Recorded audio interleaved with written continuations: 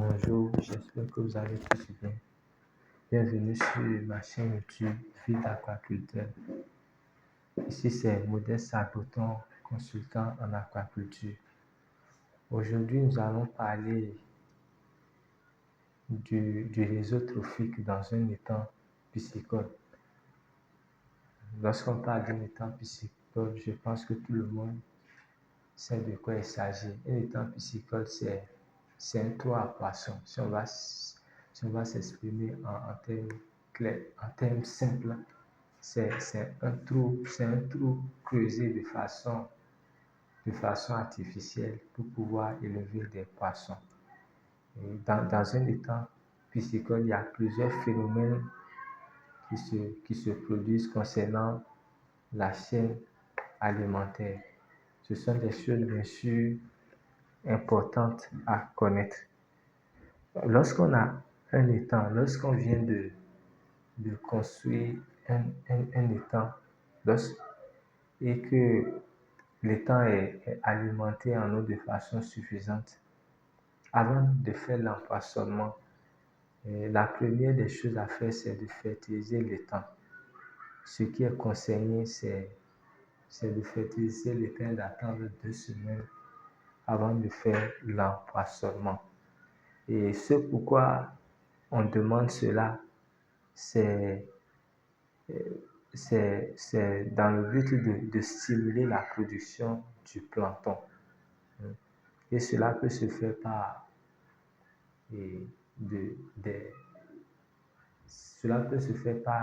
des fientes ou soit par des engrais. Lorsque c'est fait à base de la matière organique, l'effet est lent, mais la matière organique est active sur une autre période. Bien sûr, la matière organique se décompose grâce à certains micro-organismes pour pouvoir générer des sels minéraux qui seront utilisés par le plancton. Lorsqu'on parle de la matière minérale, lorsqu'on fertilise avec la matière minérale, là, on apporte directement les engrais minéraux, on apporte directement la substance minérale. Donc, ça fait qu'il y a déjà des sels minéraux immédiatement disponibles pour le plancton qui se développe dans ce cas très rapidement. Le phytoplancton se développe très rapidement. Mais l'inconvénient qui est là, c'est que les engrais minéraux n'ont pas une grande durée d'activité. Lorsqu'on utilise des engrais minéraux, l'effet est efficace, rapide, mais ne s'étend pas sur une longue durée par rapport à la matière organique. Donc, les phytoplanctons sont au fait des micro-algues, des petites plantes qui sont des fois des micro-algues, des petites plantes qu'on ne peut pas distinguer clairement à l'œil nu. Il faut des microscopes ou bien des appareils électroniques avancés pour pouvoir faire leur distinction.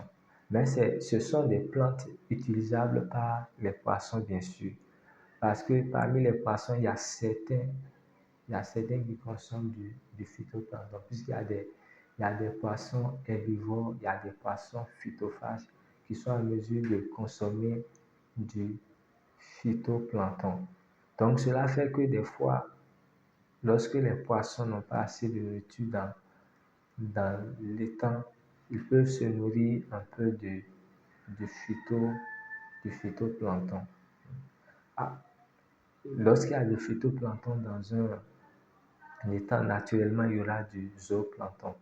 Lorsqu'on parle du zooplancton, il s'agit bien sûr là de certains animaux, de certains petits animaux aussi qu'on ne peut pas distinguer à l'œil nu. Il faut des microscopes, bien des appareils électroniques avancés pour pouvoir faire leur distinction. Donc, c'est des petits animaux qui se nourrissent de ces plantes-là, qui se nourrissent de phytoplancton pour pouvoir se développer, pour pouvoir se multiplier. Et ces petits animaux-là, le zooplancton, est aussi consommé par les poissons, surtout par certains poissons, les poissons tendance carnivore, bien les poissons omnivores. Et lorsqu'on prend le cas du zooplancton, il y a des zooplanctons, il y a des zooplanctons qui sont herbivores. Il y a du zooplancton herbivore qui peut consommer du phytoplancton. Il y a aussi du zooplancton carnivore et du zooplancton omnivore.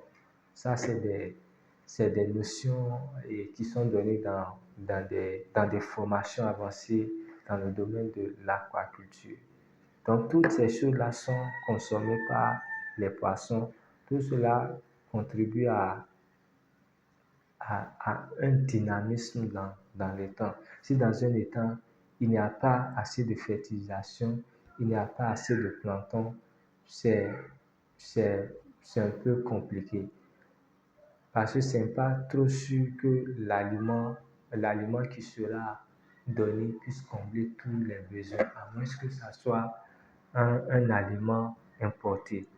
En plus de cela, dans les étangs, il y a ce qu'on appelle les macro-invertébrés. Lorsqu'on parle des macro-invertébrés, c'est un grand groupe, je vais dire un grand groupe d'animaux, un grand groupe d'insectes qu'on retrouve dans les milieux aquatiques, qu'on retrouve dans les étangs.